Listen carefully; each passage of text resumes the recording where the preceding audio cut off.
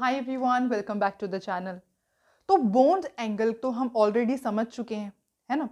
तो bond parameters के अंदर जो बॉन्ड एंगल है उसको हम समझ चुके हैं, लेकिन बॉन्ड लेंथ और बॉन्ड एनर्जी के क्वेश्चन को कैसे सॉल्व करते हैं, कौन से फैक्टर्स होते हैं जिस पर bond length bond energy depend करती है, और बॉन्ड लेंथ बॉन्ड एनर्जी की डेफिनेशन क्या होती है, bond dissociation energy, polyatomic molecules के केस में, डायएटॉमिक मॉलिक्यूल्स के केस में, ये सब डिस्कशन हम करने वाले हैं। तो बॉन्ड पैरामीटर्स जो टॉपिक था उसको हम इस वीडियो में पूरे तरीके से कंप्लीट कर देंगे। तो करते हैं start with bond energy and bond length. Start करते हैं विद बॉन्ड एनर्जी। आज हमें दो टॉपिक्स के बारे में पढ़ना है, that is bond energy and bond length. तो सबसे पहले देखते हैं कि बॉन्ड एनर्जी क्या होता है। देखो, सपोज बात की जाए नाइट्रोजन की, नाइट्रोजन मॉलिक्यूल की, तो अगर मैं आपसे कहूं कि नाइट्रोजन मॉलिक्यूल कैसा होता है, नाइट्रोजन नाइट्रोजन के बीच में ट्रिपल बॉन्ड होता है, तो इस बॉन्ड को ब्रेक करने के लिए जितनी एनर्जी की जरूरत होगी उसको ही हम क्या कहते हैं, बॉन्ड एनर्जी, या फिर और भी कह सकते हैं हम bond dissociation energy, bond dissociation energy. तो ये क्या होता है, दिस इज बॉन्ड एनर्जी और बॉन्ड डिसोसिएशन एनर्जी, कि कितनी energy, amount of the energy required, कितनी एनर्जी की हमें जरूरत है, amount of the energy required to break 1 mole of bond, 1 mole of bond को तोड़ने के लिए, ताकि वो अपने गैशियस एटम्स में स्प्लिट हो सके। जैसे नाइट्रोजन गैस है तो ये गैशियस एटम्स के अंदर स्प्लिट हो सके। तो ये इसके लिए जितनी अमाउंट ऑफ द एनर्जी की जरूरत पड़ेगी उसको हम क्या कहते हैं, बॉन्ड एनर्जी या फिर बॉन्ड डिसोसिएशन एनर्जी। ठीक है, तो सबसे पहले बॉन्ड डिसोसिएशन एनर्जी की definition is clear to you. ठीक है, जैसे अगर आप नाइट्रोजन के केस में देखोगे तो यहां पर जो डेल्टा एच की वैल्यू होती है वो कितनी होती है, 946 किलो जूल पर मोल। 946 किलो जूल पर मोल की एनर्जी आपको चाहिए होती है इस बॉन्ड को ब्रेक करने के लिए, ताकि नाइट्रोजन जो गैशियस फॉर्म में एग्जिस्ट करता है मॉलिक्यूल, वो अपने एटम्स, गैशियस एटम्स में स्प्लिट हो सके। ठीक है, अब बॉन्ड एनर्जी को आप बॉन्ड फॉर्मेशन एनर्जी की टर्म्स में भी समझ सकते हो। बॉन्ड फॉर्मेशन एनर्जी, आपको पता है जब भी कोई बॉन्ड बनता है तो एनर्जी रिलीज होती है, उसी को हम कहते हैं बॉन्ड फॉर्मेशन एनर्जी। ठीक है, आप लिख सकते हो energy released, energy released when bond is formed, when bond is formed. जब भी बॉन्ड बनता है तो अमाउंट ऑफ द एनर्जी जो रिलीज होती है उसको हम क्या कहते हैं, बॉन्ड फॉर्मेशन एनर्जी। ठीक है, अच्छा, अब जो बॉन्ड एनर्जी है इसकी यूनिट क्या होगी, आपके सामने लिखी हुई है यूनिट क्या होती है, दैट इज किलोजूल पर मोल। किलोजूल्स पर मोल यूनिट होती है किसकी, बॉन्ड एनर्जी की। ठीक है, अच्छा, नेक्स्ट पॉइंट क्या है कि जितनी ज्यादा बॉन्ड एनर्जी होती है, बॉन्ड डिसोसिएशन एनर्जी जितनी ज्यादा, उतना ही जो बॉन्ड होगा वो स्ट्रॉन्ग होगा। कैसे, देखो, अगर कोई बॉन्ड बहुत ज्यादा स्ट्रॉन्ग है तो उस बॉन्ड, अगर सपोज बॉन्ड बहुत ज्यादा स्ट्रॉन्ग है तो उस बॉन्ड को तोड़ने के लिए बहुत ज्यादा अमाउंट ऑफ द एनर्जी की रिक्वायरमेंट होगी, है ना। स्ट्रॉन्ग बॉन्ड को ब्रेक करने के लिए बहुत ज्यादा अमाउंट ऑफ द एनर्जी की रिक्वायरमेंट होगी। इसका मतलब क्या है, bond dissociation energy is directly proportional to the strength of the bond. जितनी ज्यादा बॉन्ड डिसोसिएशन एनर्जी उतना ही आपका जो बॉन्ड होगा वो स्ट्रॉन्ग होगा। ठीक है, अच्छा, अब सपोज डाई एटॉमिक मोलिक्यूल्स की बात की जाए, diatomic molecules, diatomic molecules का क्या मतलब है, वो मोलिक्यूल्स जो कि 2 एटम से मिलके बने हो। Di means 2, atomic means atoms, जो 2 एटम से मिलके बने हुए मोलिक्यूल्स होते हैं, जैसे कि hydrogen, chlorine, fluorine, iodine etcetera.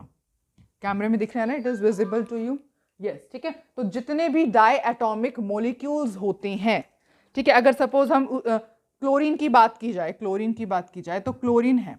ठीक है, तो यहां पर जो आपकी बॉन्ड एनर्जी होगी वो किसके इक्वल होगी, बॉन्ड डिसोसिएशन एनर्जी के इक्वल होगी। अब ये कैसे हुआ, देखो, मैंने आपको कहा कि बॉन्ड एनर्जी को हम 2 मीनिंग से समझ सकते हैं, या तो आप बॉन्ड डिसोसिएशन एनर्जी के मतलब से समझ सकते हो या फिर बॉन्ड फॉर्मेशन। दो टाइप की हो सकती है बॉन्ड एनर्जी। बॉन्ड एनर्जी या तो बॉन्ड डिसोसिएशन एनर्जी हो सकती है या बॉन्ड फॉर्मेशन एनर्जी हो सकती है, ठीक है। तो अगर आप डायएटॉमिक मॉलिक्यूल के केस की बात करोगे, जैसे कि क्लोरीन हमने लिया, तो यहाँ पे जो बॉन्ड एनर्जी होती है वो क्या होती है, बॉन्ड डिसोसिएशन एनर्जी होती है। दैट इज, इसको मतलब इस बॉन्ड को ब्रेक करने के लिए कितनी अमाउंट ऑफ द एनर्जी की रिक्वायरमेंट है उसको बॉन्ड एनर्जी कहेंगे, ठीक है। और इनकी एक फिक्स वैल्यू होती है, मतलब इसकी एक डेल्टा एच की वैल्यू कुछ फिक्स होगी। जैसे नाइट्रोजन के केस में फिक्स है, सिमिलरली क्लोरीन के केस के लिए फिक्स होगी, हाइड्रोजन की बॉन्ड डिसोसिएशन एनर्जी की वैल्यू फिक्स होगी, फ्लोरीन की बॉन्ड डिसोसिएशन एनर्जी की वैल्यू फिक्स होगी। एंड सिमिलरली जितने भी डायएटॉमिक मॉलिक्यूल्स होंगे उन सब की ही बॉन्ड डिसोसिएशन एनर्जी की वैल्यू फिक्स होगी। लेकिन ऐसा पॉलीएटॉमिक केस में नहीं होता। This is not applicable to polyatomic molecules. Polyatomic molecules के केस में ऐसा नहीं होता। पॉलीएटॉमिक मॉलिक्यूल्स कैसे, देखो, पॉली मतलब मैनी, एटम्स मीन्स बहुत सारे एटम से मिलके जो मॉलिक्यूल्स होते हैं। जैसे कि सपोज मैं वाटर की बात करूं, तो वाटर को सपोज हमें ब्रेक करना है। वाटर क्या है, मैनी एटम से बना हुआ है ना, दो से ज्यादा एटम से बना हुआ है। दो तो हाइड्रोजन के हो गए, एक ऑक्सीजन का हो गया, तो दो से ज्यादा एटम्स का बना हुआ है। तो इसके लिए बॉन्ड एनर्जी की वैल्यू डिफरेंट आएगी। कैसे, देखो, सबसे पहले वाटर है, इसको हम ब्रेक करेंगे तो सबसे पहले किस में ब्रेक होगा, H प्लस में OH में ब्रेक हो जाएगा। ये H प्लस में OH, इसके लिए अगर आप डेल्टा H की वैल्यू देखोगे तो 502 किलो जूल पर मोल आएगी, ठीक है। अब ये पूरी तरीके से ब्रेक नहीं हुआ है। क्यों नहीं हुआ, क्योंकि O और H के बीच में अभी भी बॉन्ड है। तो अगेन जो OH का बॉन्ड है वो ऑक्सीजन और हाइड्रोजन में स्प्लिट हो जाएगा। इसके लिए अगर आप डेल्टा H की वैल्यू देखोगे तो 42.7 किलो जूल पर मोल आएगी। तो अब बॉन्ड एनर्जी को कैसे कैलकुलेट किया जाएगा फॉर पॉलीएटॉमिक मॉलिक्यूल के लिए, तो बॉन्ड एनर्जी को कैलकुलेट किया जाएगा that is average bond energy की फॉर्म में। एवरेज बॉन्ड एनर्जी वो किसके इक्वल होगी, इन दोनों का सम, इन दोनों का हमने सम किया, ऐड किया, डिवाइड बाय में 2, मतलब इनकी एवरेज निकालनी है। जो भी आंसर आएगा वो हमारा, इसको रब कर देते हैं, जो भी आंसर आएगा वो हमारा होगा किसका answer, that is bond energy. तो अगर पॉलीएटॉमिक मॉलिक्यूल्स की बात की जाएगी तो in case of the polyatomic molecules हम हमेशा एवरेज बॉन्ड एनर्जी को कैलकुलेट कर सकते हैं। लेकिन डायएटॉमिक मॉलिक्यूल्स के लिए बॉन्ड एनर्जी की जो वैल्यू होती है हर एक डायएटॉमिक मॉलिक्यूल के लिए वो फिक्स्ड वैल्यू होती है, ठीक है। तो I guess diatomic and polyatomic molecules का केस आपको समझ में आया। अब देखो, मैंने आपको दो चीज बताई कि बॉन्ड एनर्जी दो टाइप की हो सकती है, बॉन्ड फॉर्मेशन एनर्जी या फिर bond dissociation energy. Bond dissociation energy हो सकती है। एक्चुअली होता क्या है, आपको पता है बॉन्ड फॉर्मेशन एनर्जी का मतलब एनर्जी रिलीज, कितनी amount of the energy release हुई है। तो अगर आप ये कैलकुलेट करना चाहोगे कि कितनी amount of the energy release हुई है, इसको कैलकुलेट करने के लिए डिफिकल्टी होती है, हम इसको इजीली कैलकुलेट नहीं कर सकते, ठीक है। इस वजह से हम जनरली बॉन्ड डिसोसिएशन एनर्जी को कैलकुलेट कर लेते हैं और इसी को हम कंसीडर कर लेते हैं कि यही बॉन्ड एनर्जी है या फिर बॉन्ड फॉर्मेशन एनर्जी है। तो ऐसा जनरली हम जो सिंपल केसेस होते हैं उसके अंदर यही कंसीडर किया जाता है, क्योंकि बॉन्ड फॉर्मेशन एनर्जी मतलब amount of the energy released, इसको मेजर करना डिफिकल्ट है। इस वजह से बॉन्ड डिसोसिएशन एनर्जी को हम बॉन्ड एनर्जी या फिर बॉन्ड फॉर्मेशन एनर्जी कंसीडर कर लेते हैं, ठीक है। तो वैसे जो है बॉन्ड एनर्जी की एक और टर्म होती है दैट इज बॉन्ड एंथैल्पी। कुछ बुक्स में बॉन्ड एंथैल्पी भी आपको लिखा मिलता है, दोनों का मतलब सेम है, चाहे बॉन्ड एनर्जी हो चाहे फिर वो बॉन्ड एंथैल्पी हो। तो ये हमने समझा definition of bond dissociation energy, bond formation energy, diatomic molecule का केस, पॉलीएटॉमिक मॉलिक्यूल का केस, ये सब कुछ आपकी एनसीईआरटी बुक में गिवन है। अच्छा, अब कुछ फैक्टर्स होते हैं, देयर आर सम फैक्टर्स जिन पर बॉन्ड एनर्जी डिपेंड करती है, जिन पर बॉन्ड एनर्जी डिपेंड करती है। तो हम ऐसे लिख सकते हैं that is factors affecting bond energy. अब हम उन फैक्टर्स को स्टडी करेंगे। देखो, सबसे फर्स्ट फैक्टर जो होता है वो होता है electronegative difference. Electronegative difference is directly proportional to, अब मैं बीई का मतलब क्या है आप देख लेना पूरे, उसमें बीई का मतलब क्या है, बॉन्ड एनर्जी। ठीक है, तो पूरा ना लिखना पड़े इस वजह से मैं बीई लिख ली हूं, बॉन्ड एनर्जी। ठीक है, ओके। तो electronegativity difference is directly proportional to bond energy. कैसे, देखो, जैसे सपोज मैं आपको एक क्वेश्चन दूं कि HF, HCl, HBr, HI, इसको आप मुझे अरेंज करके दिखाओ कि इसमें मतलब बॉन्ड एनर्जी का ऑर्डर बताओ इस पूरे क्वेश्चन के अंदर, तो कैसे सॉल्व करोगे? आपको पता है हाइड्रोजन की इलेक्ट्रोनेगेटिविटी कितनी होती है, 2.2 होती है। फ्लोरीन की इलेक्ट्रोनेगेटिविटी कितनी होती है, हम 4 कंसीडर करते हैं, वैसे 3.98 समथिंग होती है। क्लोरीन की इलेक्ट्रोनेगेटिविटी कितनी होती है, 3.16 होती है। ब्रोमीन की इलेक्ट्रोनेगेटिविटी दैट इज 2.96 और इसकी होती है अप्रोक्सीमेटली 2.66। तो अब आप देख लो किसमें सबसे ज्यादा इलेक्ट्रोनेगेटिव डिफरेंस है ना? आप देख रहे हो कि fluorine, chlorine, bromine, iodine, fluorine, chlorine, bromine, iodine जैसे, और वैसे भी आपको पता है ये किसके एलिमेंट्स है, ग्रुप 17 के एलिमेंट्स हैं। टॉप टू बॉटम अगर हम चलते हैं तो इलेक्ट्रोनेगेटिविटी डिक्रीज करती है, this is the sign of electronegativity. And top to bottom in periodic table electronegativity decrease करती है। तो इलेक्ट्रोनेगेटिविटी डिक्रीज कर रही है, पहले फ्लोरीन की 3.98, क्लोरीन की 3.16, ब्रोमीन की उससे कम और आयोडीन की सबसे कम, और हाइड्रोजन 2.2, यहां पर भी सब में 2.2 है।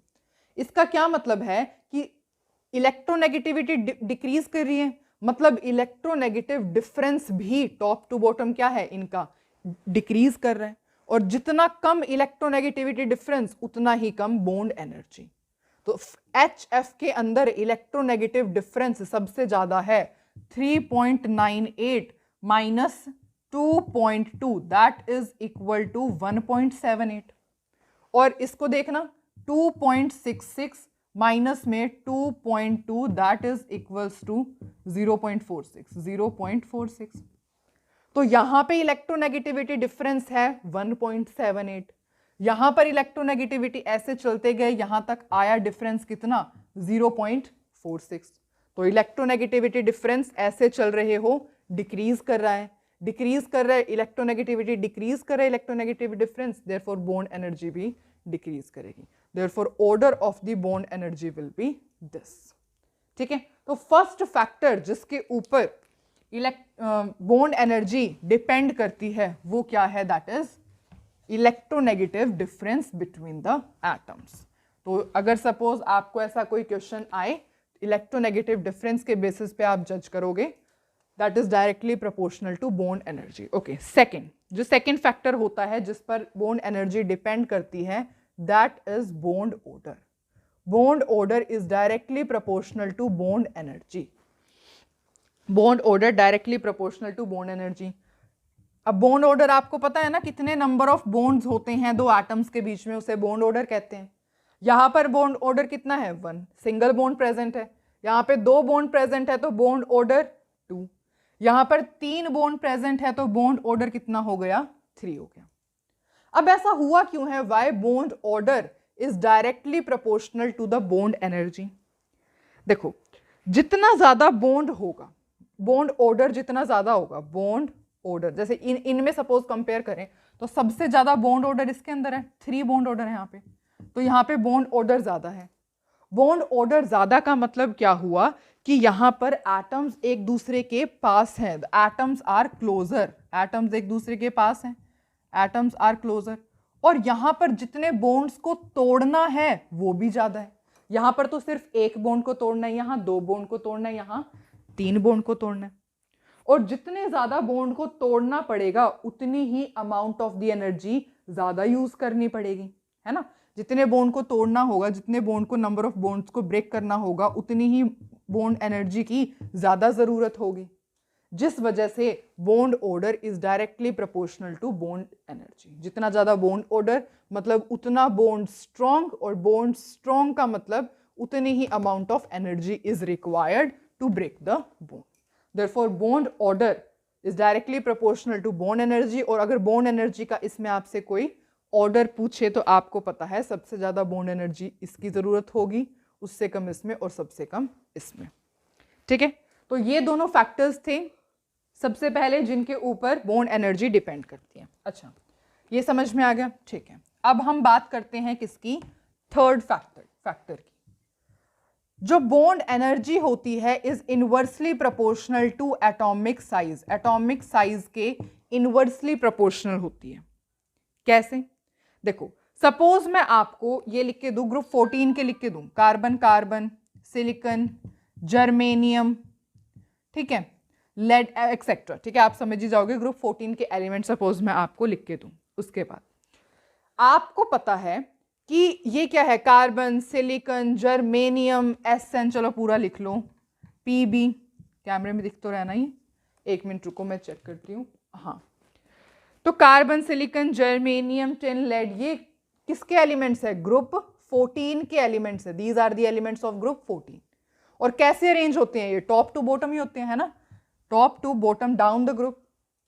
अच्छा, आपको पता है कि जब हम पीरियोडिक टेबल में टॉप टू बॉटम मूव करते हैं तो एटॉमिक साइज इंक्रीज होता है ना, top to bottom atomic size increase होता है, एटॉमिक साइज इंक्रीज होता है। तो सबसे बड़ा साइज इनमें से किसका है, लेड का है। जितना ज्यादा इसका साइज होगा उतनी ही कम बॉन्ड एनर्जी होगी। ऐसा क्यों होगा, देखो जितना ज्यादा इसका साइज होगा, साइज ज्यादा, एक बात देखना, साइज अगर ज्यादा है, साइज ज्यादा इसका मतलब क्या है, जो बॉन्ड लेंथ है वो भी ज्यादा होगी, है ना। सपोज हम इसकी बात करें, HI की बात करें, तो ये इतना छोटा सा, ये I, तो बॉन्ड लेंथ बहुत ज्यादा होगी, है ना, बॉन्ड लेंथ तो बहुत ज्यादा होगी। और HF की बात करोगे तो फ्लोरीन भी इतना छोटा, हाइड्रोजन इससे छोटा, तो बॉन्ड लेंथ कम होगी। अगर हम बात करें तो HI का बॉन्ड लेंथ ज्यादा है, क्यों, क्योंकि आयोडीन का साइज बड़ा है। फ्लोरीन का साइज छोटा है तो यहां पर बॉन्ड लेंथ कम है ना। तो इसका मतलब क्या, अगर एटॉमिक साइज ज्यादा है तो बॉन्ड लेंथ भी ज्यादा है, और जितनी ज्यादा बॉन्ड लेंथ है तो बॉन्ड की स्ट्रेंथ कम है, बॉन्ड उतना ही वीक है। और जितना बॉन्ड वीक होगा तो कम अमाउंट ऑफ द एनर्जी की जरूरत पड़ेगी उस बॉन्ड को तोड़ने के लिए। जैसे HI का अगर आप केस लोगे तो H ये है, I सपोज इतना बड़ा है, तो ये हो गई बॉन्ड लेंथ, ये साइज बड़ा तो बॉन्ड लेंथ भी बड़ी हो गई, तो ये क्या हुआ, बॉन्ड की जो इनकी स्ट्रेंथ हुई, बॉन्ड यहां पर वीक हो जाएगा, तो इस बॉन्ड को तोड़ने के लिए थोड़ी ही अमाउंट ऑफ द एनर्जी की जरूरत पड़ेगी। तो इसी वजह से bond energy is inversely proportional to the atomic size. ठीक है, इसका मतलब अगर मैं आपको 2-3 क्वेश्चंस दूं इससे रिलेटेड, तो अभी आप सॉल्व करना उन क्वेश्चंस को, दैट इज इसी पर अप्लाई करके बताओ आप HF, HCl, HBr और HI। अब आप देख लो, ऑर्डर आपको पता लग ही गया होगा, पर स्टिल हम देखते हैं। HF, H का साइज तो यही है, H का साइज तो सपोज इतना ही है, ठीक है, ओके। फ्लोरीन का साइज बड़ा है थोड़ा सा, क्लोरीन का साइज उससे बड़ा है, आयोडीन का साइज ब्रोमीन का साइज उससे बड़ा है, और आयोडीन का साइज तो सबसे बड़ा है। तो आप देख रहे हो कि यहां पर जैसे जैसे साइज इंक्रीज हो रहा है तो बॉन्ड लेंथ भी इंक्रीज हो रही है, बॉन्ड लेंथ इंक्रीज हो रही है तो बॉन्ड उतना ही वीक हो रहा है, और amount of the energy to break the bond will be minimum, है ना, कम अमाउंट ऑफ द एनर्जी में ही काम चल जाएगा इस बॉन्ड को ब्रेक करने के लिए। देयरफॉर बॉन्ड एनर्जी का ऑर्डर क्या रहेगा, सबसे ज्यादा इसमें, उससे कम इसमें, सबसे कम इसमें। ठीक है, जैसे कि सपोज हम एक और क्वेश्चन ट्राई करते हैं, तो अब एक क्वेश्चन ट्राई करते हैं और ये है फ्लोरीन, क्लोरीन, ब्रोमीन, आयोडीन। इसको अगर हमें किस में अरेंज करना हो, बॉन्ड एनर्जी में अरेंज करना हो, तो कैसे करेंगे। देखो सबसे पहले एटॉमिक साइज के बेसिस पे आप जाओगे कि ऐसे अरेंज होते हैं, फ्लोरीन, क्लोरीन, ब्रोमीन, आयोडीन, हमें पता है टॉप टू बॉटम जाते हैं तो साइज इंक्रीज करता है, साइज इंक्रीज करता है, सबसे ज्यादा साइज इसका है ना, साइज ज्यादा तो बॉन्ड एनर्जी कम, देयरफॉर सबसे कम बॉन्ड एनर्जी इसकी, उससे ज़्यादा उसकी और सबसे ज़्यादा इसकी, लेकिन ये ऑर्डर है बिल्कुल गलत। दिस ऑर्डर इज रॉन्ग, ठीक है। और ये क्वेश्चन था आपका, इसको अब मेरे को रब करना पड़ेगा, ये क्वेश्चन था, this was the question, NEET 2016 में आया हुआ था यही क्वेश्चन, लेकिन इसका ये आंसर बिल्कुल भी नहीं था। इसका आंसर होता है ये क्लोरीन, ब्रोमीन, फ्लोरीन, आयोडीन। और इसका रीजन क्या होता है, इस मतलब ये नहीं है आंसर इसका। यहाँ फ्लोरीन का प्लेस सबसे फर्स्ट से थर्ड पे क्यों चला गया, इसलिए चला गया क्योंकि फ्लोरीन का जो साइज होता है ना, फ्लोरीन का साइज बहुत ज्यादा छोटा होता है, साइज वेरी स्मॉल, ठीक है। तो सपोज जैसे फ्लोरीन है, इसको हम शो करेंगे तो ऐसे होगा ना, 1 2 3 4 6 7 8 9 10, 1 2 3 4 5 6 7, ऐसे होगा, ठीक है।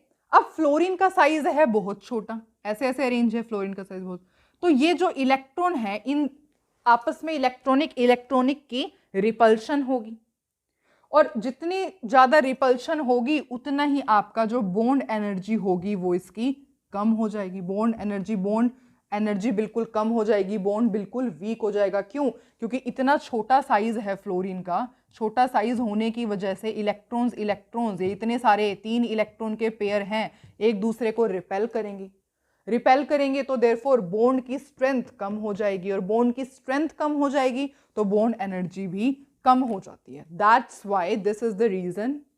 तो इन शॉर्ट ये रीजन होता है कि जो है फ्लोरीन का सबसे फर्स्ट प्लेस होना चाहिए था, इसकी बॉन्ड एनर्जी सबसे ज्यादा होनी चाहिए थी, पर ये थर्ड नंबर पर चला जाता है इन द ऑर्डर। क्यों? इसके पास बहुत ज्यादा लोन पेयर प्रेजेंट है, तो रिपल्शन बहुत ज्यादा है, रिपल्शन ज्यादा है तो बॉन्ड वीक हो जाएगा, वीक होने की वजह से बॉन्ड एनर्जी भी इसकी कम हो जाएगी, ठीक है। तो दिस वाज द क्वेश्चन जो कि नीट 2016 में आया हुआ था। तो ये था हमारा थर्ड फैक्टर जिसको हमने कंप्लीट किया। तो अब तक हम 3 फैक्टर स्टडी कर चुके हैं। First one atomic size, bond order, electronegativity difference. अब बात करते हैं 3 और फैक्टर्स बचे हैं बॉन्ड एनर्जी जिसके ऊपर डिपेंड करते हैं। अब जो हमारे पास फोर्थ फैक्टर है दैट इज हाइब्रिडाइजेशन। हाइब्रिडाइजेशन कह सकते हो या फिर आप एस करेक्टर भी कह सकते हो, ठीक है। तो यहां पर जो हमारे पास बॉन्ड एनर्जी होती है, bond energy that is directly proportional to s character in hybrid orbital. Hybrid orbital के अंदर जो एस करेक्टर होता है उसके डायरेक्टली प्रोपोर्शनल होती है। कैसे? देखो, आपको पता है हाइब्रिड ऑर्बिटल का मतलब sp, sp2, sp3। हाइब्रिडाइजेशन के बारे में सबको पता है ना, hybridization is a very important topic of chemical bonding. Video already uploaded है इस चैप्टर की, इस पूरे टॉपिक की ऑन दिस चैनल, ठीक है। आप वहां से जाकर के चेक कर सकते हैं, पर हाइब्रिडाइजेशन बहुत ही ज्यादा इंपॉर्टेंट टॉपिक है, ठीक है। तो हाइब्रिडाइजेशन का मतलब sp हो गया, sp2 हो गया, sp3। आपको पता है यहां पर कितने परसेंट एस करेक्टर है? 50% एस करेक्टर है। अच्छा, sp2 के अंदर कितने परसेंट एस करेक्टर है? यहां पर 33.33% एस करेक्टर है। sp3 के अंदर 25% एस करेक्टर है ना? ओके। तो sp का मतलब वैसे क्या होता है, जनरली ट्रिपल बॉन्ड जो होती है ना वो sp बनाते हैं। sp2 का मतलब जो डबल बॉन्ड होती है वो sp2 बनाती है। sp3 का मतलब सिंगल बॉन्ड जो होता है वो sp3 हाइब्रिडाइजेशन होती है उसमें। तो आप यहां से इस चीज को ऐसे समझ सकते हो कि यहां पर देखो ट्रिपल बॉन्ड है, मतलब कि 50% एस करेक्टर, बहुत ज्यादा एस करेक्टर। जितना ज्यादा एस करेक्टर जो होता है, जितना ज्यादा होता है एस करेक्टर, जितना ज्यादा, उतना ही ज्यादा आपके बॉन्ड की स्ट्रेंथ होती है, उतना ही ज्यादा बॉन्ड स्ट्रेंथ होती है। तो जितना ज्यादा एस करेक्टर, बॉन्ड स्ट्रेंथ उतनी ही ज्यादा, और बॉन्ड जितना स्ट्रॉन्ग होगा उतनी ही आपकी बॉन्ड एनर्जी रिक्वायर्ड होगी टू ब्रेक दैट बॉन्ड। तो अगर बॉन्ड एनर्जी का ऑर्डर देखा जाए तो सबसे ज्यादा इसमें, उससे कम इसमें, और सबसे कम इसमें होता है, ठीक है। तो ये था हमारे पास फोर्थ फैक्टर, ठीक है। तो ये आप ध्यान रखोगे कि जितनी ज़्यादा बॉन्ड एनर्जी उतना ही ज़्यादा एस करेक्टर, मतलब किसी में एस करेक्टर ज़्यादा है उतनी ही ज़्यादा उसकी बॉन्ड की स्ट्रेंथ होगी, बॉन्ड उतना ही स्ट्रॉन्ग होगा, और जितना ज़्यादा बॉन्ड स्ट्रॉन्ग होगा उतनी ही आपको एनर्जी की ज़रूरत होगी टू ब्रेक द बॉन्ड। ठीक है, तो सपोज मैं आपको, वैसे तो ये आपने अभी किया ही है, कार्बन कार्बन ट्रिपल बॉन्ड है, ठीक है, कार्बन कार्बन डबल बॉन्ड है, कार्बन कार्बन सिंगल बॉन्ड है, तो यही आपका बॉन्ड एनर्जी का ऑर्डर रहेगा। ये सबसे ज़्यादा इसमें, उससे कम इसमें, सबसे कम इसके अंदर। ठीक है, okay, so this was the fourth factor. अच्छा, अब बात करते हैं फिफ्थ फैक्टर की, that is bond energy is inversely proportional to number of lone pair. Number of lone pair के इनवर्सली प्रोपोर्शनल होती है। कैसे, देखो, और ऐसा क्यों होता है ये समझते हैं, जिसको हम समझते हैं with the help of the example. Suppose मैं कार्बन कार्बन लूँ, कौन से वाला कार्बन है ये, CH3 वाला कार्बन है। ठीक है, इथेन का जो कार्बन होता है ना, वो सपोज ये कार्बन है। उसके बाद मैं नाइट्रोजन ले लूँ, कौन से वाला नाइट्रोजन है, मतलब ऐसे है, नाइट्रोजन में ट्रिपल बॉन्ड वाला। ऑक्सीजन ले लूँ, ऑक्सीजन डबल बॉन्ड होते हैं। फ्लोरीन ले लूँ मैं। ठीक है, ओके, अब आपको पता है कि यहाँ पर एक लोन पेयर प्रेजेंट है, यहाँ पर भी कैमरे में दिख तो रहा है ना, यहाँ पर 2 लोन पेयर प्रेजेंट है, यहाँ पर भी 1 2 3 4, इसको भी ऐसे ही शो कर देती हूँ मैं, और यहाँ पर 3 लोन पेयर प्रेजेंट होते हैं। There are 3 lone pair present. ठीक है, ओके, अब आपको ये देखने के अकॉर्डिंग तो आप बता दोगे लोन पेयर इसमें सबसे ज्यादा है, देयरफॉर बॉन्ड एनर्जी इसकी सबसे कम होगी। पर ऐसा क्यों हुआ है ये हम समझते हैं। देखो, अगर साइज के अकॉर्डिंग आप जाओगे, साइज के अकॉर्डिंग, तो जो ऑक्सीजन है और जो फ्लोरीन का साइज होता है ना, वो स्मॉल साइज के हैं। एटॉमिक साइज वाला फैक्टर आपने समझा है ना, अभी एटॉमिक साइज वाला फैक्टर आपने समझा है। एटॉमिक साइज वाले फैक्टर में आपने क्या समझा था, आपने ये पढ़ा था, अभी अभी पढ़ा है जो आपने, कि जो बॉन्ड एनर्जी होती है is inversely proportional to atomic size. Bond energy is inversely proportional to the atomic size, है ना। मतलब इनका साइज छोटा है तो इनकी बॉन्ड एनर्जी ज्यादा होनी चाहिए, ज्यादा होनी चाहिए ना। एटॉमिक साइज इनका स्मॉल है तो bond energy must be high, पर ऐसा नहीं होता। इनकी बॉन्ड एनर्जी जो होती है वो लो होती है। और ऐसा क्यों होता है, because of due to the presence of lone pair. Lone pair of electrons होने की वजह से इनका साइज तो छोटा है ही, प्लस में लोन पेयर भी प्रेजेंट है, तो क्या करेंगे, लोन पेयर रिपल्शन हो जाएगी। There will be lone pair repulsion हो जाएगी। इस रिपल्शन की वजह से जो हमने अभी समझा भी है, 2016 वाला जो नीट का क्वेश्चन हमने सॉल्व किया था उसमें भी सेम यही कंसेप्ट था, है ना। तो लोन पेयर रिपल्शन हो जाएगी, रिपल्शन हो जाएगी तो आपकी बॉन्ड डिसोसिएशन एनर्जी हो जाएगी, वो इनकी कम हो जाएगी। तो आप उस चीज को इस तरीके से समझ लो, या फिर एक फैक्टर के बेसिस पे भी समझ सकते हो कि जो बॉन्ड एनर्जी होती है is inversely proportional to the number of lone pair.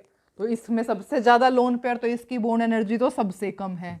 उसके बाद यहाँ पे 3 लोन पेयर प्रेजेंट है ना, एक फ्लोरीन पर 3 लोन पेयर प्रेजेंट है, यहाँ पर एक ऑक्सीजन पर 2 लोन पेयर प्रेजेंट है, तो यहाँ पर एक लोन पेयर प्रेजेंट है और यहाँ पर तो लोन पेयर है ही नहीं। देयरफॉर बॉन्ड एनर्जी का ऑर्डर हो जाएगा ये। ठीक है, तो ये रीजन होता है कि why bond energy is inversely proportional to the number of lone pair, क्योंकि लोन पेयर रिपल्शन ज्यादा हो जाएगी, बॉन्ड की स्ट्रेंथ कम हो जाएगी, बॉन्ड वीक हो जाएगा, जिसकी वजह से बॉन्ड डिसोसिएशन एनर्जी भी कम हो जाएगी। तो ये 4 to 5 फैक्टर्स थे जिस पर बॉन्ड एनर्जी डिपेंड करती है। अच्छा, अब सबसे पहले हमने बॉन्ड एनर्जी का topic let me tell you पूरा कंप्लीट कर लिया है। एक क्वेश्चन है जिसको एक को मैं सॉल्व कराऊंगी और एक आप खुद होमवर्क के उसमें एज अ सॉल्व करोगे। ठीक है, और अब तक हमने जो भी पढ़ा है वो हमने उसकी कंक्लूजन क्या होती है ये देख लेते हैं। देखो, हमने अब तक ये पढ़ा है कि जितना ज्यादा बॉन्ड ऑर्डर होता है ना, जितना ज्यादा बॉन्ड ऑर्डर होता है उतना ही ज्यादा बॉन्ड की स्ट्रेंथ होती है, उतना ही बॉन्ड स्ट्रोंग होता है। और जितना ज्यादा बॉन्ड की स्ट्रेंथ होती है उतनी ही ज्यादा बॉन्ड एनर्जी होती है, और जितनी ज़्यादा बॉन्ड एनर्जी होती है उतनी ही ज़्यादा स्टेबिलिटी होती है। तो ये अगर हम कंक्लूड करना चाहें, अब तक हमने जितने भी फैक्टर्स पढ़े हैं उन सब की कंक्लूजन ये है। ठीक है, ओके। अब एक क्वेश्चन है और वो क्वेश्चन ये है कि आपको बतानी है minimum bond energy. Minimum bond energy किस में होगी? एंड आपके जो ऑप्शंस हैं वो ये हैं, that is nitrogen N2 negative, और जो थर्ड ऑप्शन है which I am giving to you is N2 positive. इसका हमने बताना है। देखो, अब जितने भी फैक्टर्स आप यहां पर अप्लाई करने की कोशिश करोगे तो आप करके देख लेना, लेकिन इसका आंसर मेन आएगा on the basis of bond order ही। इसके लिए आपको पता होना चाहिए इन सब का बॉन्ड ऑर्डर, इनका बॉन्ड ऑर्डर क्या होता है। अब नाइट्रोजन का तो बॉन्ड ऑर्डर आप बता दोगे कि 3 होता है। नाइट्रोजन और नाइट्रोजन के बीच में 3 ट्रिपल बॉन्ड होते हैं, देयरफॉर इसका बॉन्ड ऑर्डर तो 3 हो गया।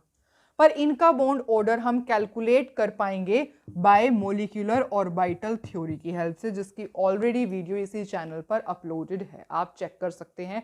मॉलिक्यूलर ऑर्बिटल थ्योरी के हमने उस वीडियो में बहुत सारे प्रीवियस ईयर क्वेश्चन सॉल्व किए हैं। बहुत सारे questions seriously molecular orbital theory के बेसिस पे आते हैं। ठीक है, ये भी एक क्वेश्चन है ना, जो कि मॉलिक्यूलर ऑर्बिटल थ्योरी पर ही बेस्ड है, और बहुत सारे प्रीवियस ईयर क्वेश्चन हमने उस वीडियो में कवर किए हैं। तो you have to know about the molecular orbital theory. तो इसका बॉन्ड ऑर्डर हम कैलकुलेट कर पाएंगे मॉलिक्यूलर ऑर्बिटल थ्योरी की हेल्प से, और ये आई गेस मैंने उस वीडियो में एग्जांपल हमने समझा भी था। वैसे मैं आपको बता देती हूं कि अगर N2 पॉजिटिव का बॉन्ड ऑर्डर आप देखोगे तो दैट इज इक्वल्स टू 2.5, और अगर N2 नेगेटिव का बॉन्ड ऑर्डर आप देखोगे तो N2 नेगेटिव का बॉन्ड ऑर्डर होता है 2। तो हमें पता ही है जितना ज्यादा बॉन्ड ऑर्डर उतनी ज्यादा बॉन्ड एनर्जी, है ना। पर हमारा क्वेश्चन क्या था, हमें मिनिमम बॉन्ड एनर्जी बतानी है। मिनिमम बॉन्ड एनर्जी क्या होगा? जितना कम बॉन्ड ऑर्डर उतनी कम बॉन्ड एनर्जी। तो बॉन्ड ऑर्डर सबसे कम किसका है? इसका, देयरफॉर बॉन्ड एनर्जी भी सबसे कम इसी की है। ठीक है, तो ये क्वेश्चन हमने सॉल्व किया। पर एक क्वेश्चन है इसी टाइप का है, आपको बताना है maximum bond energy. You have to tell about the maximum bond energy, और आपके ऑप्शंस है O2, O2 negative and O2 positive. ये 3 ऑप्शंस हैं, इन तीनों ऑप्शंस को आप सॉल्व करोगे। अगर आपको इनका बॉन्ड ऑर्डर नहीं पता तो सबसे पहले आप MOT वाली वीडियो देख करके इनका बॉन्ड ऑर्डर कैलकुलेट करना सीखोगे। बॉन्ड ऑर्डर कैलकुलेट करने के बाद तो आपको आंसर पता लग ही जाएगा। So you have to write in the comment section the answer of this question, that is maximum bond energy in तीनों ही ऑप्शंस में से किसकी होगी।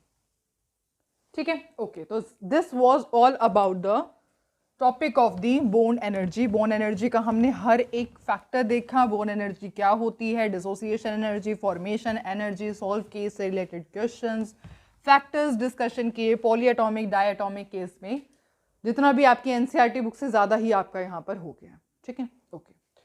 अब बात करते हैं लास्ट फैक्टर की, जो कि फैक्टर तो नहीं है, मतलब पैरामीटर है ये, बॉन्ड लेंथ। बॉन्ड लेंथ के बारे में। अब बॉन्ड लेंथ क्या होता है, इसको थोड़ा जल्दी कंप्लीट करेंगे बिकॉज छोटा सा टॉपिक है, इसके ऊपर we don't have to spend so much time. ठीक है, देखो बॉन्ड लेंथ क्या होता है। बॉन्ड लेंथ आप ऐसे समझ सकते हो, it is the average distance, average distance किसके बीच में? Between nuclei of 2 atoms, 2 atoms की न्यूक्लियस के बीच में एवरेज डिस्टेंस होता है, उसे बॉन्ड लेंथ कही जाती है। सपोज मैं कहूं कि ये हमारे पास एक एटम A है, क्लोरीन का ही मान लो, सपोज आप, ये क्लोरीन का एटम है, ये भी क्लोरीन का एटम है। ठीक है, इसका न्यूक्लियस ये है, सपोज इसका न्यूक्लियस ये है, तो ये क्या हो जाएगी? इनकी एवरेज डिस्टेंस बॉन्ड लेंथ हो जाएगी। ठीक है, तो यहां पर जो आपकी बॉन्ड लेंथ क्या होगी, दैट इज इसका एवरेज डिस्टेंस। मतलब कि इसको सपोज मैं स्मॉल r a से डिनोट करूं, है ना, रेडियस ऑफ इसकी एटम A की रेडियस है ये क्या है, इसको सपोज RB की उससे डिनोट करूं, ये क्या है RB, मतलब दूसरे क्लोरीन की रेडियस है। तो जो आपका बॉन्ड लेंथ होगी R, जो कि हम बॉन्ड लेंथ कंसीडर कर लेते हैं, that will be equal to RA plus में RB के इक्वल हो जाएगी। आप इसको ऐसे समझ सकते हो। ठीक है, तो बॉन्ड लेंथ जो होती है it is the average distance between nucleus of two atoms. Generally किसके ऊपर डिपेंड करती है? बॉन्ड लेंथ डिपेंड करती है जनरली इलेक्ट्रोनेगेटिविटी पर। ठीक है, दो एटम्स जो कंबाइन कर रहे हैं उनकी इलेक्ट्रोनेगेटिविटी क्या है। अब सपोज इलेक्ट्रोनेगेटिव डिफरेंस जीरो है, सपोज इलेक्ट्रोनेगेटिव डिफरेंस आपका जीरो है, जैसे कि क्लोरीन का ही केस हम कंसीडर कर लेते हैं। यहां पर आपको पता है कोई इलेक्ट्रोनेगेटिव डिफरेंस नहीं है, क्लोरीन क्लोरीन है, दोनों की इलेक्ट्रोनेगेटिव डिफरेंस जीरो के इक्वल है। यहां पर जो आपकी बॉन्ड लेंथ होती है वो किसके इक्वल होती है? आर ए प्लस में आर बी के इक्वल होती है। ठीक है, लेकिन ये किसका केस है? This is the case for covalent compound. ये कोवेलेंट कंपाउंड की बात की जा रही है। अब सपोज आयनिक कंपाउंड का अगर आप लोगे, आयनिक कंपाउंड के केस में किसके इक्वल हो जाएगी? आयनिक कंपाउंड के केस में ions r positive plus r negative के इक्वल हो जाएगी। ये किसका केस हो जाएगा? आयनिक कंपाउंड का केस हो जाएगा। ठीक है, तो this is the bond length की डेफिनेशन। तो बॉन्ड लेंथ की डेफिनेशन आपको समझ में आई है ना। यहां आर क्या है? अगेन यहां पर आर है बॉन्ड लेंथ। ओके, तो अब देख लेते हैं कि बॉन्ड लेंथ किन फैक्टर्स पर डिपेंड करती है। इसके 2 से 3 फैक्टर्स हैं, ज़्यादा फैक्टर्स नहीं है जिनके ऊपर ये डिपेंड करती है। और वैसे तो आपको पता है पर हम सिर्फ देख लेते हैं क्योंकि आंसर आपके सामने लिखा हुआ है। जिन जो भी फैक्टर्स हम डिस्कस करने वाले हैं उसका आंसर आपके सामने लिखा हुआ है। सबसे पहले बात करते हैं फर्स्ट फैक्टर की। Bond length is inversely proportional to s character. Answer आपके सामने है, रीजन आपके सामने, ऐसा क्यों होता है। देखो सपोज मैं बात करूं कार्बन नाइट्रोजन का, यहां सिंगल बॉन्ड है, यहां पर डबल बॉन्ड है, यहां पर ट्रिपल बॉन्ड है। अब आपको पता है यहां पर हाइब्रिडाइजेशन एस करेक्टर कितना है? यहां हाइब्रिडाइजेशन sp3 है, यहां पर sp2 है, यहां पर sp है, यहां पर 25% एस करेक्टर है, यहां पर 33.3% एस करेक्टर है, यहां पर 50% एस करेक्टर है। तो यहां पर देखो आप देख रहे हो एस करेक्टर यहां ऐसे चल रहे हैं तो डिक्रीज हो रहे हैं, है ना। एस करेक्टर यहां पर सबसे लीस्ट है among all this, S character यहां पे सबसे लीस्ट है। तो जितना कम एस करेक्टर होगा, मतलब यहां लिख देती हूं, एस करेक्टर जितना कम होगा उतने ही ऑर्बिटल्स न्यूक्लियस से दूर जाएंगी। Orbitals will far away from nucleus, उतनी ही ऑर्बिटल्स न्यूक्लियस से दूर जाएंगी। और जितनी दूर जाएंगी इसका मतलब क्या है? बॉन्ड जो होगा वो वीक बनेगा, और बॉन्ड वीक बनेगा इसका मतलब क्या है? बॉन्ड लेंथ ज्यादा होगी, बॉन्ड लेंथ हाई। ठीक है, बॉन्ड लेंथ जो होगी, कैमरे में दिख रहा है ना, देखती हूँ, यस। ठीक है, तो इसके पीछे ये रीजन होता है कि जितना कम एस करेक्टर होगा तो ऑर्बिटल्स न्यूक्लियस से उतनी दूर जाएंगी, और जितनी दूर जाएंगी न्यूक्लियस से ऑर्बिटल्स उतना ही बॉन्ड वीक बनेगा। जितना बॉन्ड वीक बनेगा उतनी ही आपकी लंबी बॉन्ड लेंथ हो जाएगी। ठीक है, तो जो बॉन्ड के बीच की लेंथ होगी दैट विल बी लॉन्गर। तो अगर आपसे कोई बॉन्ड लेंथ का ऑर्डर पूछे इसके अंदर तो आप बता सकते हो कि सबसे ज्यादा बॉन्ड लेंथ होगी इसके अंदर, उसके बाद इसमें कम, फिर सबसे कम इसके अंदर। ठीक है, ठीक है, तो फर्स्ट फैक्टर हमें क्लियर हुआ। और अगर इफ यू वांट कि अगर मैं आपको इसका एक्सपेरिमेंटल डाटा जो हमने मतलब एक्सपेरिमेंट के बेसिस पे इसकी बॉन्ड लेंथ का ऑर्डर जो आया है वो ये होता है, इसकी 1.47 आंगस्ट्रॉम होती है, इसकी 1.28 आंगस्ट्रॉम, इसकी 1.15 आंगस्ट्रॉम। और एक बात मैं जो आपको बताना भूल गई हूं कि जो बॉन्ड लेंथ होती है किसके अंदर मेजर की जाती है? आंगस्ट्रॉम या फिर पिकोमीटर यूनिट होती है बॉन्ड लेंथ को मेजर करने की। ये इसका एक्सपेरिमेंटल डाटा है, किसका? बॉन्ड लेंथ का। इसकी 1.47 सबसे ज्यादा, इसकी उससे कम, सबसे कम इसकी। तो फर्स्ट फैक्टर क्लियर हुआ। ओके, अब बात करते हैं सेकंड फैक्टर की जिसके ऊपर बॉन्ड लेंथ डिपेंड करती है। तो जो बॉन्ड लेंथ होती है, bond length is inversely proportional to bond order. आप समझ सकते हो, है ना, बॉन्ड ऑर्डर। यहां पर बॉन्ड ऑर्डर सबसे ज्यादा, बॉन्ड लेंथ सबसे, बॉन्ड ऑर्डर सबसे ज्यादा, बॉन्ड लेंथ सबसे कम। ठीक है, तो यही ये फैक्टर है, बस इसके ऊपर हम सिर्फ बात कर लेते हैं थोड़ी जल्दी से। ठीक है, सपोज कार्बन कार्बन है, carbon double bond carbon, carbon triple bond carbon, यहाँ पे 3 बॉन्ड प्रेजेंट है, यहाँ पर 2 बॉन्ड प्रेजेंट है, यहाँ पर 1 बॉन्ड प्रेजेंट है। जितना कम बॉन्ड ऑर्डर उतनी ही बॉन्ड लेंथ ज़्यादा। रीज़न अभी अभी हमने डिस्कस किया, ठीक है। तो बॉन्ड ऑर्डर कम, देयरफॉर बॉन्ड लेंथ इसकी ज़्यादा। तो सबसे बड़ा बॉन्ड ये होगा, उससे कम ये, और उससे सबसे छोटा ये। तो बॉन्ड लेंथ कम तो बॉन्ड ऑर्डर ज़्यादा। रीज़न अभी हमने देखा है, समझा है ना। यहीं पे था एस करेक्टर सबसे ज़्यादा इसके अंदर था, सबसे कम एस करेक्टर इसके अंदर था। यहाँ पर क्या है, बॉन्ड ऑर्डर, यहाँ पर sp3 हाइब्रिडाइजेशन है, sp3 hybridisation, therefore S character सबसे कम, एस करेक्टर सबसे कम, ऑर्बिटल्स एक दूसरे से मतलब न्यूक्लियस से दूर जाएंगी, न्यूक्लियस से दूर जाएंगी, तो देयरफॉर बॉन्ड लेंथ तो इंक्रीज ही करेगी। सेकेंड फैक्टर क्लियर हुआ, ठीक है। अब जल्दी से समझते हैं third factor, that is electronegativity difference. Electronegativity difference, तो third that is bond length. जो हमारी बॉन्ड लेंथ होती है that is inversely proportional to electronegativity difference. अगर क्वेश्चन में आपके सामने ये रखूं HF, HCl, HBr, HI, इसके केस में आप मुझे बॉन्ड लेंथ का ऑर्डर बता दो तो आपको पता ही होगा, ठीक है। मैंने आपको बताया था ये छोटा सा टॉपिक है, इतना इजी है, सब आपके सामने लिखे ही हुए हैं, रीज़न भी आपको पता है। जैसे आपको पता है HF का मतलब क्या है, HF का मतलब ये है, HCl का मतलब क्या है, HCl का मतलब थोड़ा सा बड़ा है, H इसका मतलब क्या है, और बड़ा है, HI का मतलब क्या है, ये। अब देखने में ही आपको पता लग रहा है ना, बॉन्ड लेंथ यहाँ पर इतनी सी है, यहाँ पे इंक्रीज, यहाँ पे इंक्रीज, यहाँ पे सबसे ज्यादा बॉन्ड लेंथ, ठीक है। तो बॉन्ड लेंथ सबसे ज्यादा किसके अंदर है, HI के अंदर, उससे सब फिर कम किस में है, HBr के अंदर। उस तो ये ऑर्डर हो जाएगा किसका, बॉन्ड लेंथ का, ठीक है। तो bond length is inversely proportional to the electronegativity difference. अच्छा, लास्ट फैक्टर है, वो क्या है, इसको हमें रब करना ही पड़ेगा, that is size of atom. Size of atom, size of atom fourth है, साइज ऑफ एटम, जिसके बारे में आपको पता है, डोंट वरी, आप खुद ही आंसर बता दोगे ऐसा क्यों हुआ। Size of atom, size of atom is inversely proportional to bond length. जितना ज्यादा साइज बढ़ा उतनी ही ज्यादा बॉन्ड लेंथ। जैसे आपको पता है carbon, silicon, germanium, tin, SN, PB, ठीक है, टॉप टू बॉटम जाएंगे। यहाँ कार्बन का साइज सपोज इतना है, सिलिकॉन का साइज इतना, जर्मेनियम का साइज इतना, कहाँ दिखाऊं, यहाँ शो करती हूँ। कार्बन का साइज सिलिकॉन का, जर्मेनियम का, इसका SN, PB, ठीक है, नीचे और बड़ा आ जाएगा। तो आप देख रहे हो साइज बड़ा होता जा रहा है, साइज बड़ा होता जा रहा है। तो यहाँ पे सपोज ये कार्बन का बॉन्ड लेंथ तो ऐसे ही होती है ना। अब इसको रब कर देती हूँ मैं, इसी में बना रही हूँ, ठीक है। अच्छा, बॉन्ड लेंथ तो क्या होती है, बॉन्ड लेंथ तो एवरेज डिस्टेंस होता है दो न्यूक्लियस के बीच में, तो ऐसे ही आएगा, है ना। तो यहाँ पर क्या है, यहाँ पर बॉन्ड लेंथ इतनी सी है, बॉन्ड लेंथ इंक्रीज हुई और इंक्रीज हुई और इंक्रीज हुई।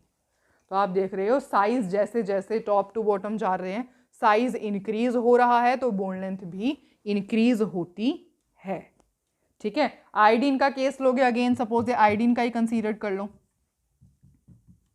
फ्लोरीन, क्लोरीन, ब्रोमीन, आयोडीन, ऐसे कंसीडर कर लो इसका, ठीक है। तो मतलब कहने का मतलब ये है कि जितना ज़्यादा साइज ऑफ द एटम उतनी ही ज़्यादा बॉन्ड लेंथ, ठीक है। तो अब हमने बॉन्ड लेंथ के सारे फैक्टर्स स्टडी कर लिए हैं। और अगर मैं आपको आज की जो आपने वीडियो पूरी पढ़ी है, समझा है, यहाँ से जो कुछ भी, उसका सिंपल कंक्लूजन आपको देना चाहूँ तो ये रहा आपका कंक्लूजन ओवरऑल।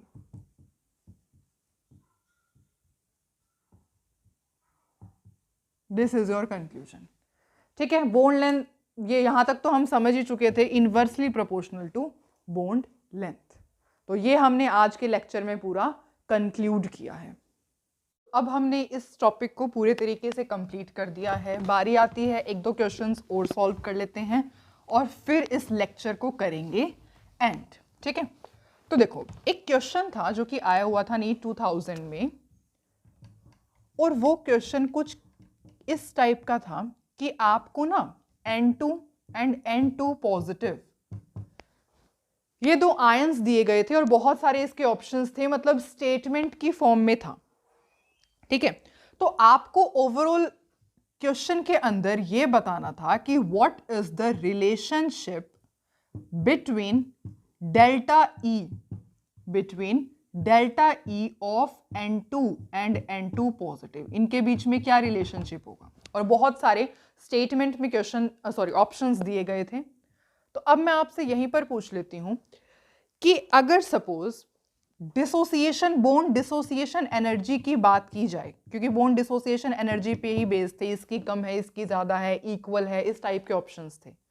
तो आप मुझे बताओ कि बोन डिसोसिएशन एनर्जी का ऑर्डर क्या रहेगा इसके अंदर, बस। अब उसके लिए आपको पता होना चाहिए बॉन्ड ऑर्डर। तो N2 के अंदर हमें पता है, हमने ये क्वेश्चन डिस्कशन किया हुआ है इसके अंदर, लेक्चर के अंदर। आपको पता है N2 के अंदर बॉन्ड ऑर्डर कितना होता है, 3 बॉन्ड ऑर्डर होता है। N2 पॉजिटिव के अंदर bond order can be calculated with the help of MOT, जो कि आएगा 2.5। MOT से अगर आप कैलकुलेट करोगे 2.5 आएगा। अब आपके पास आंसर ऑलरेडी लिखा हुआ है, जितना ज्यादा बॉन्ड ऑर्डर उतनी ही ज्यादा बॉन्ड एनर्जी। तो जितना ज्यादा बॉन्ड ऑर्डर उतनी ही ज्यादा bond energy, therefore bond dissociation energy का ऑर्डर हो जाएगा ये। ठीक है, तो ये क्वेश्चन था एक। अच्छा, एक और क्वेश्चन है, एक और क्वेश्चन है जिसे हम और ट्राई करते हैं, एंड दैट इज, जो कि JEE 2004 में आया था। और वो क्वेश्चन है, आपको बताना है maximum carbon carbon bond energy किसके अंदर होगी, वो बताना है आपको। ठीक है, और आपके पास जो ऑप्शंस हैं वो ये हैं, सबसे पहला C2H4, दूसरा C3H8 and third option is given to you C2H2। ठीक है, चलो इसको सॉल्व कर लेते हैं, फिर लेक्चर को एंड करेंगे। C2H4 का मतलब है H हमने लगा दिए 4, सॉरी 4 है ना, ये 6 क्यों कर रही हूं मैं, 1। अच्छा, अब कार्बन की वैलेंसी कंप्लीट तो हुई नहीं, 1 2 3 3, पर कार्बन की वैलेंसी 4 होती है, तो यहाँ पर डबल बॉन्ड होगा। C3H8 का मतलब कार्बन 3, 1 2 3 4 5 6 7 8, तो यहाँ पर ये हो गया आपका C3H8। ठीक है, ओके। और C2H2 का मतलब C2, यहाँ पर H, यहाँ पर H। कार्बन की वैलेंसी कंप्लीट नहीं है, कार्बन की यहाँ पे 2 ही है ना, कार्बन की टोटल वैलेंसी क्या होती है 4, यहाँ पे उसने 2 ही बॉन्ड बना रखे हैं, मतलब ये होगा C2H2। ठीक है, अब आप मेरे को इजीली बता सकते हो कि बॉन्ड एनर्जी सबसे ज्यादा किसके अंदर होगी। आपको पता है यहाँ पर कार्बन कार्बन के बीच में बॉन्ड ऑर्डर कितने हैं, 2 बॉन्ड ऑर्डर है, यहाँ पर बॉन्ड ऑर्डर की वैल्यू है 2। यहाँ पर देखो बॉन्ड कार्बन कार्बन के बीच में बॉन्ड कितने हैं, सिंगल बॉन्ड है, तो यहाँ पर बॉन्ड ऑर्डर की वैल्यू है 1। यहाँ पर कार्बन और कार्बन के बीच में कितने बॉन्ड है, 3 बॉन्ड है, तो इस केस में बॉन्ड ऑर्डर की वैल्यू है 3। और हमें पता है जितना ज्यादा बॉन्ड ऑर्डर उतनी ही ज्यादा बॉन्ड एनर्जी। देयरफॉर हमसे क्वेश्चन में क्या पूछा हुआ था, maximum carbon carbon bond energy, तो मैक्सिमम बॉन्ड ऑर्डर इसके अंदर, तो देयरफॉर इसी की जो है बॉन्ड एनर्जी सबसे ज्यादा हो जाएगी। सो this was the question. So this was all about the bond length and bond energy, जिसको हमने अच्छे तरीके से कंप्लीट किया, बहुत क्वेश्चन सॉल्व किए, फैक्टर स्टडी किए। ठीक है, तो अब जो बॉन्ड पैरामीटर्स वाला जो टॉपिक है, जिसके अंदर 3 सब टॉपिक्स थे, बॉन्ड एंगल, जो कि हम ऑलरेडी इस चैनल पर वीडियो अपलोडेड है, पर बॉन्ड लेंथ और बॉन्ड एनर्जी नहीं करवाया था मैंने, तो वो इस वीडियो में हमने कंप्लीट कर दिया। अब जो है हमारा मैक्सिमम केमिकल बॉन्डिंग कंप्लीट हो चुका है, पर still many more topics are left, जिसको हम आगे की वीडियोस में कवर करते चलेंगे। Thank you so much for watching the video.